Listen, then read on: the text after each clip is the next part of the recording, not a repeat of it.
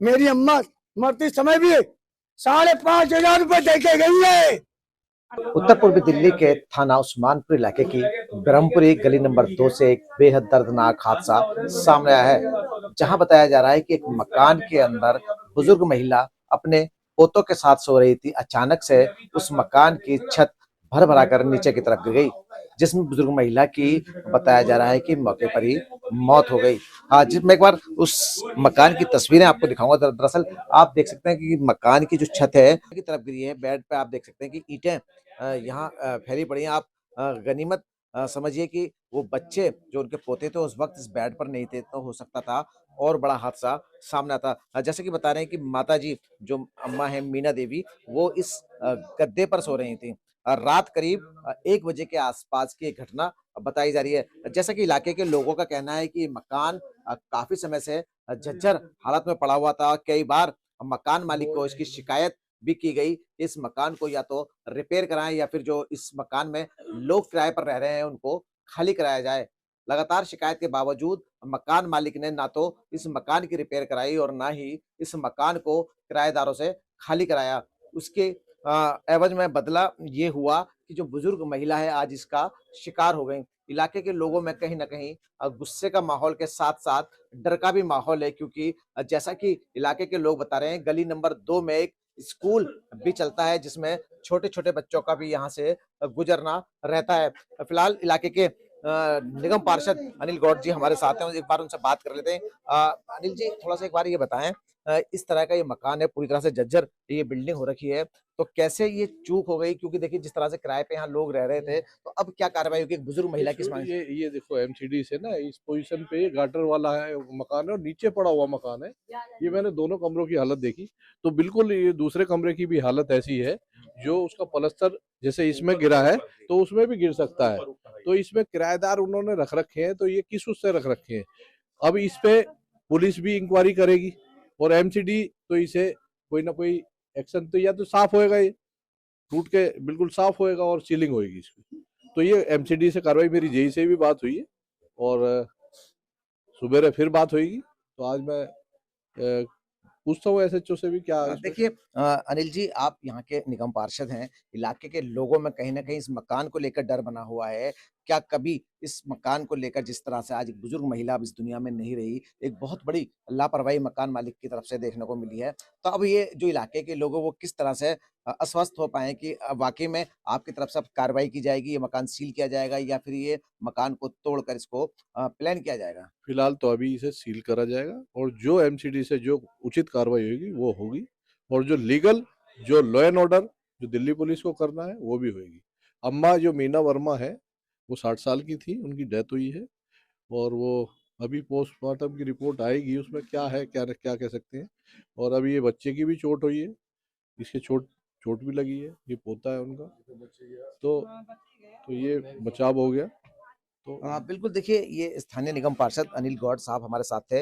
इन्होंने बिल्कुल आश्वस्त किया है कि इस मकान के ऊपर जो लीगल एक्शन बनता है वो किया जाएगा। मकान को सबसे पहले सील किया जाएगा, उसके बाद जो लीगल एक्शन इस मकान पर किया जाएगा वो करा जाएगा। इलाके के लोगों ने इन्होंने विश्वास दिलाया है। वो बच्चा भी हमारे साथ है जिसके चोट लगी है, जो इस वक्त सो रहा था। बेटा एक बार नाम बताओ अपना। निशांत। अच्छा, घर में कौन कौन मौजूद था उस वक्त, ये बताओ। दादी और मैं। अच्छा, सो रहे थे आप भी? हाँ, दादी भी सो रही थी, अचानक से मकान गिरा? वो एकदम गिरा उनके सीने पे और फिर उठाया, वो उठी नहीं और खून खून हो रहा था, फिर सबको बुलाया। अच्छा, फिर कितने समय से रह रहे हो आप लोग दादी के साथ यहाँ? तीन से तीन 3 से 4 साल हो। अच्छा, कभी आप लोगों ने, दादी ने या आप ने, किसी ने या मोहल्ले वालों ने इस मकान मालिक से शिकायत की कि मकान की हालत बहुत ज्यादा खराब है? गई थी वो, उनने कुछ करवाया नहीं अच्छा, कभी नहीं कराया? और खाली करने भी कहते थे, फिर कहता था सामान छोड़। अच्छा, देखिए सबसे बड़ी बात ये है कि जो मकान मालिक है वो दबंग टाइप का है। जैसा कि इलाके के लोगों का कहना है कि जब उससे इस मकान की रिपेयर की बात की जाती है तो इलाके के लोग यानी कि गली के लोग, मोहल्ले के लोगों के साथ भी बदतमीजी की जाती है। एक बार उनसे भी बात कर लेते हैं। बाहर की तरफ हम चल रहे हैं, थोड़ा सा बात करते हुए। भैया एक बार नाम बताया अपना। मेरा नाम विक्रम सिंह है।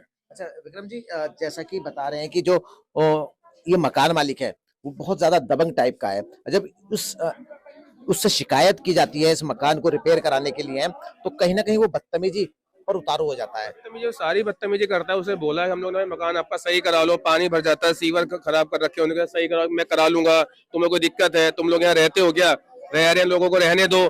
तो हम लोग कहते थे भाई क्यों नहीं सही करा रहे हो, कल को हादसा कौन जिम्मेदार होगा, कह रहा जब होगा जबकि हम देख लेंगे, हमें कोई दिक्कत नहीं है। उसका यही बयान थे। और पहली बात तो आता ही नहीं था, आने के लिए भी उसने अपना कोई केटेकर छोड़ रखा है आसपास के मकान पे, किराया वहीं पहुंचता था, महीने में 2 महीने में चक्कर लगाता था, और इतनी उससे बात हमारी होती भी नहीं थी। हमने उस रात को ही फोन किया था कि आपके घर में जो किराएदार रहता है उसका हादसा हो चुका है, आप आ जाओ। तो बोलते हैं हमारे यहाँ किसी की 13वीं है, या फिर कहते हैं हमारे घर में लेंटर डलना है, मैं कल नहीं आऊंगा। तो आज सुबह वो यहाँ पर आए थे। आज सुबह आने के बाद उन्होंने अपना मकान खुलवाया, मकान को देखा, देखने के बाद हमारी बोला कि आप उस दिन क्यों नहीं आए थे। तो उनकी बीवी ने हमारी चाची के ऊपर भी हाथापाई करी, होने को तैयार थी, और उसके बाद वो यहाँ से निकला ही नहीं बाहर, कि बाहर निकलो मैं लोक लगाना है अपना, नहीं निकले बाहर, वो यहाँ से जा चुके थे। बिल्कुल, देखिए शिकायत है गली के लोगों की। साफ तौर पर कहना है कि जो मकान मालिक है वो कहीं ना कहीं दबंगई दिखाता है, मकान के जो आसपास के लोग हैं उनके साथ बदतमीजी करता है। किसके साथ बदतमीजी, आपके साथ बदतमीजी की थी? नहीं, वो साथ वो इनके पड़ोसी हैं जिनका मकान है ये। अच्छा, बिल्कुल, देखिए पड़ोसी से भी एक बार बात कर लेते हैं। बहन जी, थोड़ा सा बताना किसके साथ वो मिसबिहेव कर रहा था, किसके आपके साथ बदतमीजी की थी? मेरे साथ कर रहा था। मैंने ना बोला कि भाई अब तुम, अम्मा तो चली गई है, अब आप 25,000 रुपए किस बात के मांग रहे हो। कह रहा तू क्यों बोली, तेरा क्या मतलब है बोलने का। मैंने कहा मैं इसलिए बोल रही हूँ कि मैं भी पड़ोस में, मेरा मकान ये है, कल को कोई बात होगी तो मेरे पे भी आँच आएगी ना। बस इसी बात पे दोनों हस्बैंड भाई मेरे पे चढ़ने लगे। बहू ने तो यहाँ तक मेरा हाथ उठाया था, उनकी वाइफ ने।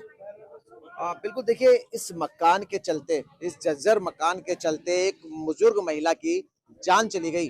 बेशर्माई आप देखिए कि उस व्यक्ति को अपने 25,000 रुपए नजर आ रहे हैं, लेकिन उस बच्चों का जो मुखिया बुजुर्ग महिला जो अपना बच्चों को, अपने पोती पोतों को पाल रही थी, वो पोते अब पूरी तरह से अनाथ हो गए। क्योंकि देखिए जैसा कि इलाके के लोगों का कहना है कि वो बुजुर्ग महिला ही उन पोतों का सहारा थी। ऐसे में अब उस मकान मालिक पर कार्रवाई होनी चाहिए। जिस तरह से इलाके के लोग बता रहे हैं कि बेशर्माई की भी हदें पार हो गई। एक बुजुर्ग महिला की जान चली गई और उसको अपने 25,000 रुपए नजर आ रहे हैं। कैमरा पर्सन के साथ इसरार अहमद, दिल्ली।